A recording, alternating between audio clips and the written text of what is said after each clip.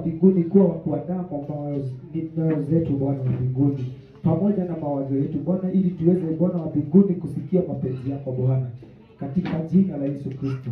Baba wa mbinguni, tunajikabidhi mikononi mwako Baba, wakati neno linapokuja Bwana wa mbinguni Baba, tufungue masikio yetu ya kimwili na ya kiroho Bwana, tukaweze kukuona hata kusikia mapenzi yako kupitia mtumishi wako Bwana wa mbinguni.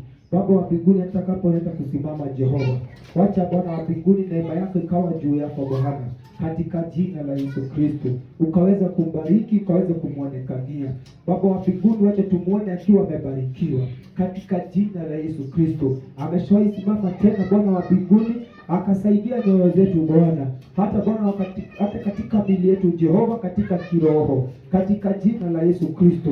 Hata wakati huo anapoenda kusimama Bwana Baba, tunamwitishia nguvu zako Bwana wa mbinguni, ukaweza kumlinda, ukaweza kumtia nguvu katika jina la Yesu Kristo, pamoja na mkalimani wake Bwana, tunawaitishia nguvu zako Bwana wa mbinguni katika jina la Yesu Kristo. Bwana wa mbinguni, ni asante kwa kuwa utamtenda mema, ni asante kwa kuwa utambariki Bwana, asante Bwana kwa kuwa ulimi wako Bwana pamoja na wao Jehova utapelekana na wako Bwana. Baba wa mbinguni, utaendanisha pamoja na wao, utawatia nguvu Baba wa mbinguni. Wanapoenda kunena neno lako Jehova, hatutawaona Bwana wa mbinguni, lakini tutaona Bwana wa mbinguni Roho Mtakatifu akiwatumia katika jina la Yesu Kristo. Bwana, asante Bwana wa mbinguni kwa kuwa utatenda mema, hata umeshatenda, na ni katika jina la Yesu tunaomba hata kuamini.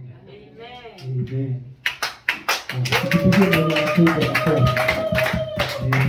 Amen. Tupigie makofi. Bado hajafika. Hajaamka. Amen. Tupigie makofi. Tupigie makofi.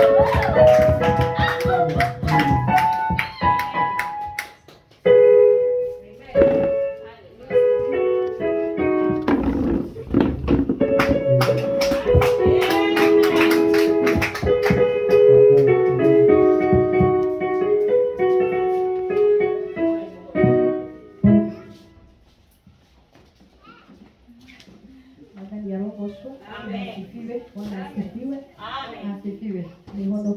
Ushindi wa umoja kutoka asubuhi ya leo, mtoa gaini kariti ngoro yako